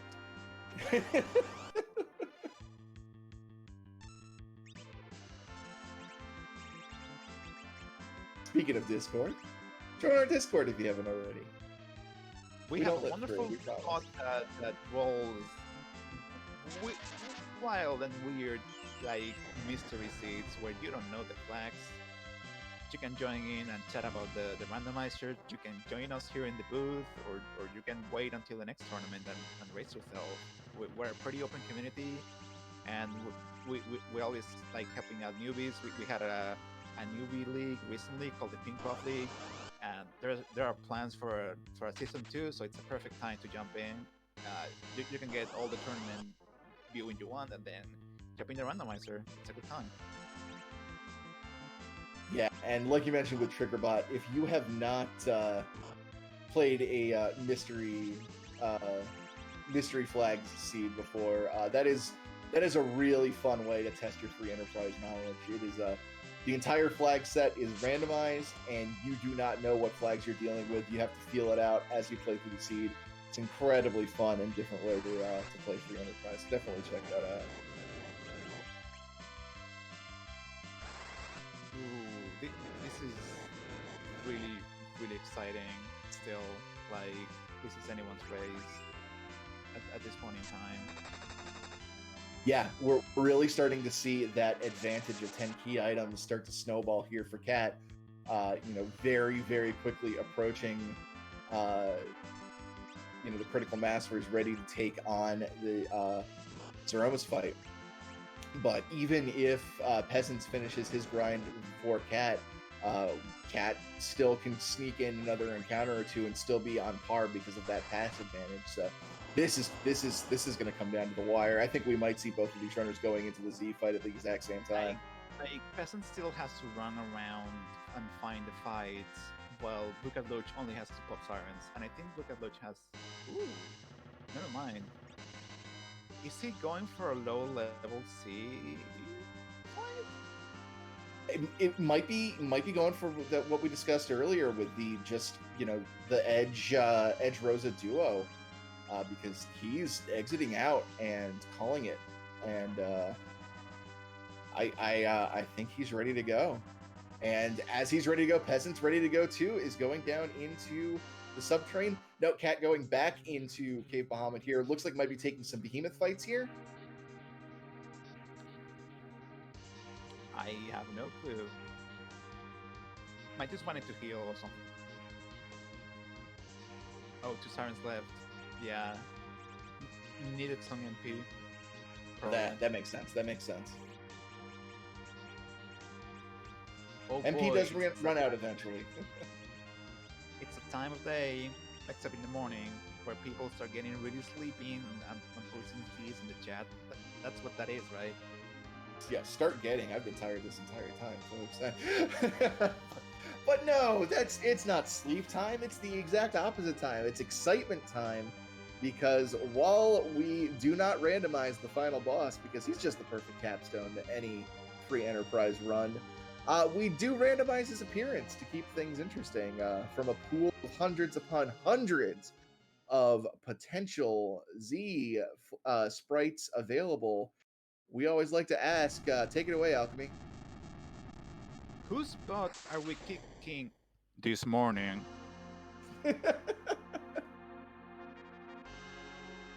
Very rare that we get to ask that about the morning. Yep. So there are many ways of doing this. There's like, does it have a butt? Is the butt cute? Is it a scary butt? But my favorite, as I've always said, is coined by community member Alice Ellen. I mean, what's Zemus cosplaying as? Very good cosplayer, award-winning. Absolutely. Crystal is thrown, and the true form of the destroyer is revealed to be today. Grr.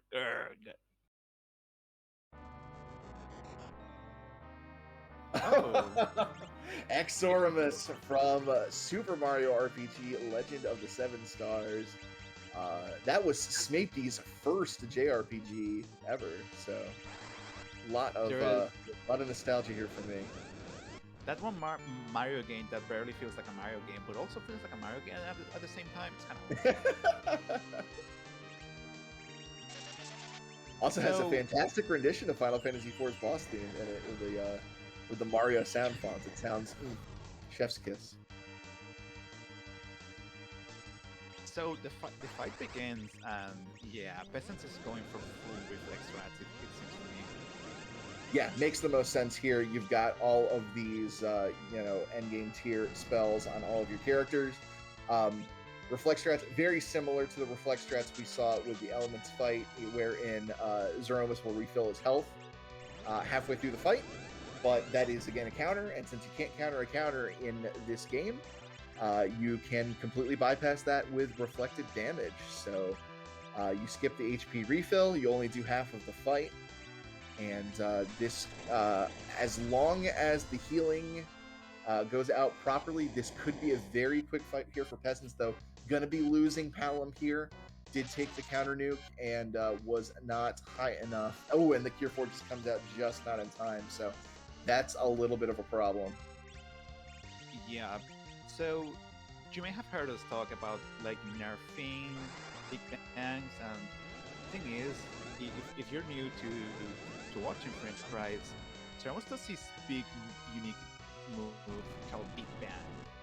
Thing is, in the meantime where he cues the Big Bang, if you cast any sort of magic on Zeromus, he will counter by using Nuke. Nuke is a really powerful spell, so the developers just like lowered the magic power of Zeromus to make it like survivable, basically. The thing is, if you do that right after the Big Bang has been queued, it will lower the magic power of the next Big Bang, making it like half or so. So it's pretty survivable.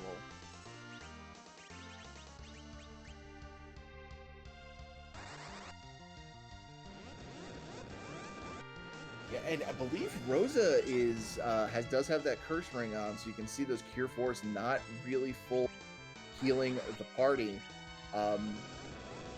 Hopefully he's getting enough turns that this is not going to be a problem. And with all the damage coming out reflected here, should be okay. There's a Big Bang. That's going to take out Palom again, almost certainly. Rest of the team. I don't think it's nerfed, is it? Yeah, it is not nerfed, and there goes the whole team. That's a real big problem here for Peasants. And with Blue Cat Loach going into the Zeromus fight, things might be swinging here. HP rang out for Edge? Oh no. Yes, succumbing to that sap damage. Oh no, not succumbing to that sap damage. 1 hit point left. All you need is one. Black Hole, like, Peasants knew the Zeromus script. He knew the Black Hole was coming, so he queued the Cure 4 and then the Star Veil. It's so good. Like, 1 HP, Cure 4 right after the black hole, removing the wall on edge. That's some fight knowledge right there. Yeah, incredibly smart play there by Peasants. Not out of the woods here by any stretch of the imagination. Still has to get his damage dealers back up and back online. Rose is throwing out the lights here. Again, with the curse ring on, these aren't going to be doing full damage here. Is he going to do enough? Yeah, not quite. There's the Big Bang. This is a Hail Mary play. You're not healing because Rosa doesn't have the. Oh my goodness! 2,500 on edge and he's down. This is looking like a wipe. Thing is, Cure 4 single target, we always heal to full, but there it is. No. Oh, that is so unfortunate for Peasants. We mentioned this earlier about, you know, no Zeromus fight is free because of just how much variance you can get in those Big Bang rolls. Peasant succumbing to them, has to take the walk through the core to get back to the Zeromus fight. This has just opened the door for Loach to sneak back into this. We were talking earlier too about having the pass not only as an advantage for avoiding the 3-minute walk down the Lawrence subterranean, but also if you wipe, you don't have to walk down the Lawrence 4. And this is where it comes down to. He has to go down the Lawrence 4 and take that walk. While look at Loach is slowly but surely trying to nerf every Big Bang, lower levels, trying to like keep it safer, just like edging his way to victory, no pun intended. And still being able to net out some of that magic damage. Doesn't have nuke on his casters, so we're relying on those high tier elemental spells that do decent damage, but they take a while to cast. They're not nearly as reliable as nuke, but he is digging deep for any strategy that he has to get through this fight. Right now, definitely has an advantage. Of course, PeasantsOMFG going back into this race, going to be going right back to the reflect strats. Only has to do half the fight, so could sneak back into this. This is still very, very close, folks. Yep. Like, while not having nuke, level 3 elemental spells are really powerful. The issue with them is that they take a long time to cast. So if your agility setup is right and you have like popped a well on Zeromus, it's not optimal, but it's still good damage. Yeah, most certainly. If you've got these casters here and they're surviving, if you're nerfing every Big Bang anyway, for survivability, you might as well keep those casters alive, let them throw out as much damage as you can. You're mostly relying on your Berserk Edge as the bulk of your damage, but the rest of the team can still support here. You see those? Wow, even a Gaia drum here. Was that to try to get the counter nuke? It looks like, yeah, you're doing that for the counter nuke to get the nerf Big Bang here. Let's see if the timing is right. Hits Edge. Edge survives that. Might be able to survive a big nerf Big Bang. I don't think they're going to get early to me. I hope it's not. We'll see. Ooh, Cure 3 coming in clutch. Very nice. Like, even if you have 2 white mages, like body Cure 3 can really save your bacon. I think that was a phase transition. That was the phase transition there because he did do another shake. So even if it was an early nerf, going to get a second chance at it here. Letting that menu stay open to let a few gameplay ticks go by. To time this right, there's the hard-casted virus. This is so exciting. Not the target you wanted, but at least it wasn't a white mage. Ooh, still alive. Nice. Oh, white mage. I think...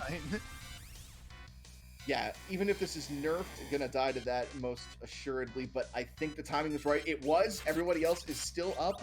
I'm not sure if they're gonna worry too much about getting that Palom back online. Might just be relying on everybody else here. This is really exciting. Like, there's still a really good chance that Luka Loach maybe like mistimes a nerf or gets a really nasty Big Bang roll, or something goes wrong in the fight, or even that Peasant has a perfect fight and like blows through it. So yeah,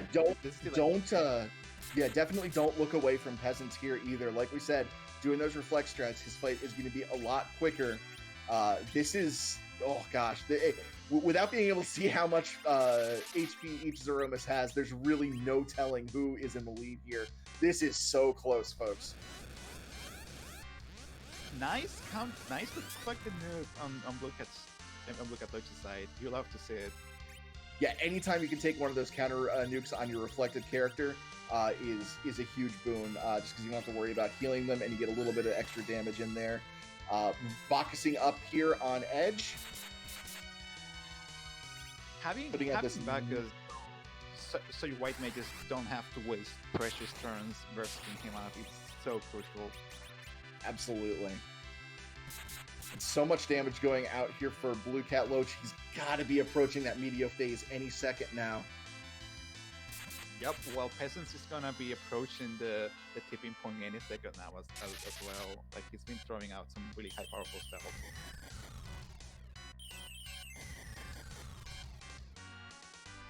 Simultaneous whites here on both screens. There it is. Is that it? Did he do it? He did! Blue Cat Loach has done the impossible.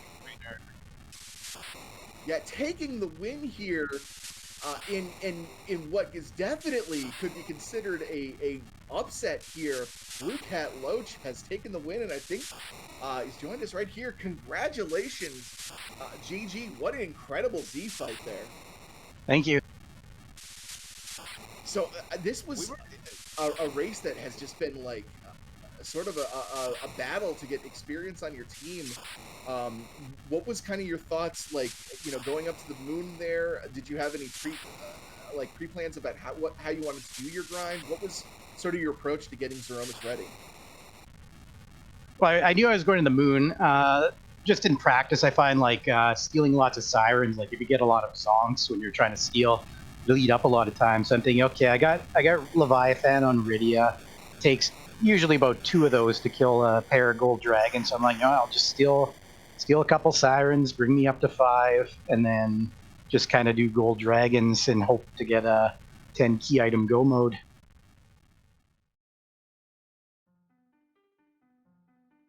You did having the pass factor into your decision, that kind of decision there?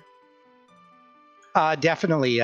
Also kind of factored into my decision to fade that Bygan until a little later, because I know he can be nasty even with all the armor I had to throw on Rosa. Yeah, not the nicest fight to find the Bahamut spot, that's for sure. Yeah, we're waiting like, oh, is Blue Cat Loach going to get 10 key items grind and then tackle Bygan, or is Blue Cat Loach going to get the 10 key item on Bygan? And the one with the latter, and we're surprised because that fight can go sideways so easily. But you did pretty much a flawless Bygan fight, so good job. Thank you. So, gosh, how does it feel? Like, you were both very, very evenly seated going into this. I think many people considered you a little bit of an underdog, just considering how established a runner Peasants has. How does it feel going 2-0 and moving to the next round here? Feels pretty good. I mean, everywhere I go from here is the furthest I've ever been. So there's that. I know I got some. I've just been kind of staring at the ladder, like, wow, I got some really tough matches if I want to go any further. But I mean, you know, I'll just try and up my game even more. And yep, that's all you can do. Just like do your best and try to tackle each challenge as it comes, for sure. So, did you have any thoughts about that city in general? I just thought, like, there's just so many familiar scenarios that I saw in that scene, like, so it was just kind of like clicked in my mind. It's like, okay, how can I improve on that Baron in 1 gauntlet? And then, of course, I saw in a race the elements at Ogopogo. I'm like, oh, okay, I know what to do there. Nice. It's always nice. Like, this randomizer definitely rewards like knowledge of very niche like scenarios. So it was kind of like fortuitous that it was such a similar seed to previous ones. Chance to explain a lot of esoteric mechanics too, which was nice. So thanks for that. we gave a crash course in phase skipping with reflex strat, so that was good. So, Smithy, do you have any questions? Just wanted to sort of get your thoughts on sort of the mid-game routing there. When you got through that hook route, you saw the Mist Dragon on top of the tower there. How did that sort of play into how you approached, going through the undergrounds? How did that like massively increase the value in trying to getting a tower play in there as quick as possible? Yeah, I mean, I was approaching the the 1 hour mark with absolutely no objectives on the board. So okay, I need to like just scoop up as many key items as I can. So keyless tower with the demist up there seemed like a good play. Interestingly, the time that you spent at Demis was technically not required, but you managed to do that into your advantage to obtain 10 key items to a shorter grind than your opponent. So you definitely made up the time. It was very very nice to watch play.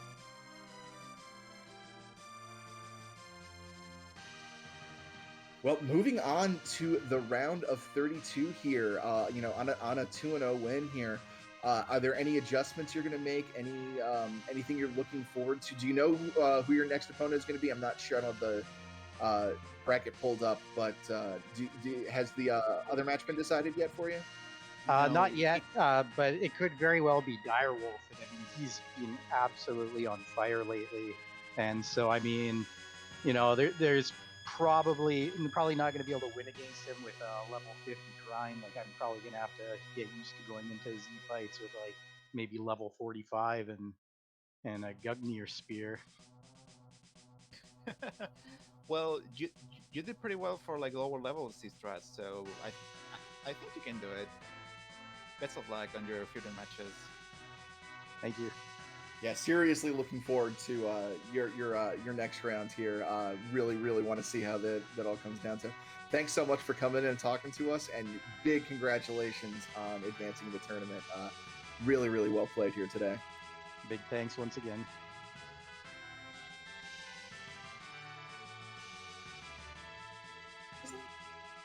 And I think we are now joined here by PeasantsOMFG. Just coming up short here today in the race, but still put on one heck of a show. GG, Peasants. Thank you, my friend. GG's to Blue Cat. Yeah, so just some rough luck there on the Zemus fight. Ended up being the deciding factor.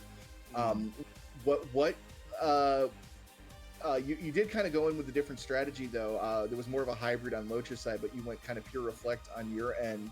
What was sort of the deciding factor that made you think, okay, I'm going for pure reflect strats on Z? I had 4 casters and a bunch of salmon. That'll do it. Yeah, it did do it. That's all you need.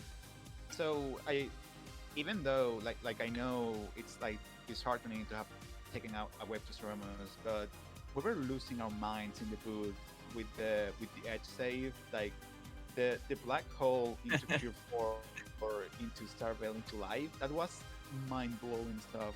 We were like, 9 health is the lowest you can be to get that to work. So it's very. Oh, that's a good piece of trivia to have. It's only trivia until it comes up in a race. You know what I mean?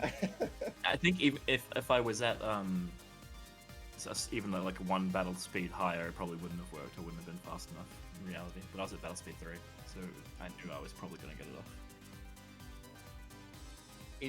It was an incredible display of skill and knowledge. It's a shame about the CY, but you still put an amazing show, and you were extremely competitive. Thank you. Job. It sucks to have 2 2500 rolls in the same fight. Oh, yeah. Like there's not much you can really do about it. Like it was super unfortunate. Like I didn't really want to see a second one in general, but because it killed my Palom, there was no way around it. But then just having the huge roll, it's what do you do? Like I thought I nearly recovered as well, and then no. Yeah, it was so close to the pants, but it just was not meant to be. Rando's gonna rando, unfortunately. Yeah. Yes. sometimes you wanna like try to nerf every Big Bang because you have like reflex up or whatever, or like put walls on multiple characters Yeah. and just like try to avoid the second Big Bang. But like you never know how the Big Bangs are gonna roll, so it's not like there's one easy solution, one size fits all. With a full reflect party, you shouldn't need to do any of that kind of stuff. Like it's everyone should be doing enough damage to not see the extra Big Bang, as long as hopefully you don't get the one of them doesn't get killed and you don't get super high rolled. But that's just what happens. Z can be mean sometimes, and he was definitely not very nice that first fight. Yeah, certainly. Outside of that, though, it was kind of a dearth of key items throughout this seed. How did that sort of affect your routing, and was there any kind of decision that you made regarding that you were really proud of?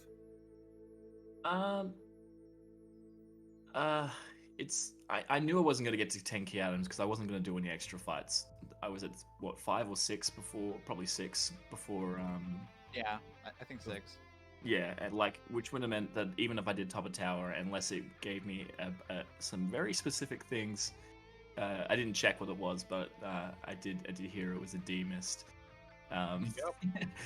And then there was a rat tail or something I saw on the screen. It specifically it had to give multiple key items from one check to even consider doing it, and it did, including the pass. I mean, like the chase after that DMS, but it was technically not required. Like, I don't think the time they spent getting 10 key items made up the time for the grind. So for once, fading DMS was not an incorrect choice at all. So it didn't even hurt your chances. They didn't go up to, like for me, like having 10 key items would have been very big because going up to Rydia on nuke, doing that with 19 sirens and then a bunch of random encounters is very slow. It's incredibly slow.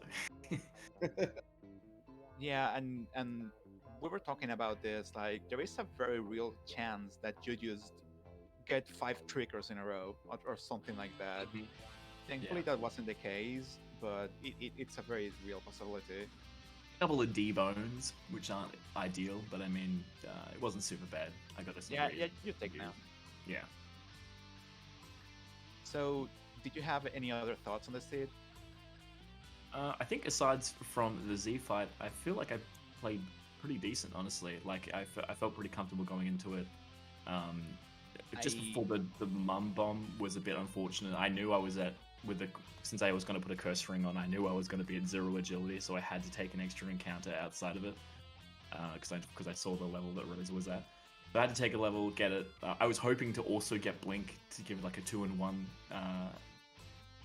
reward, but just got the 1 agility, so I was like, fine, whatever, and went back into the fight, and it went fine. Yeah. We saw that you were 1 level away from Blink, and we were like, oh yeah, he's probably gonna get that Blink for the mount bomb. But in the end, just like the curse ring was like in quotations all you needed to get to the fight. And honestly, I will agree. We were talking about this, and you were pretty much like in the lead constantly. Like, your execution was really good. I like this overworld. It was a good overworld. I'm really disheartened by the result, because you're still one of the top racers, C28, which is no small feat. I appreciate it.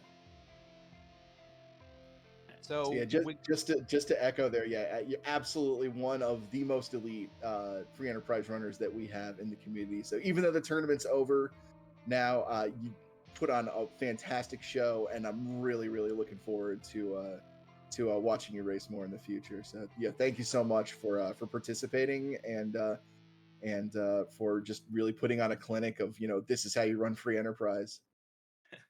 Thank you very much. Thank you guys for the commentary and the restream. I appreciate everybody. It's been a good one.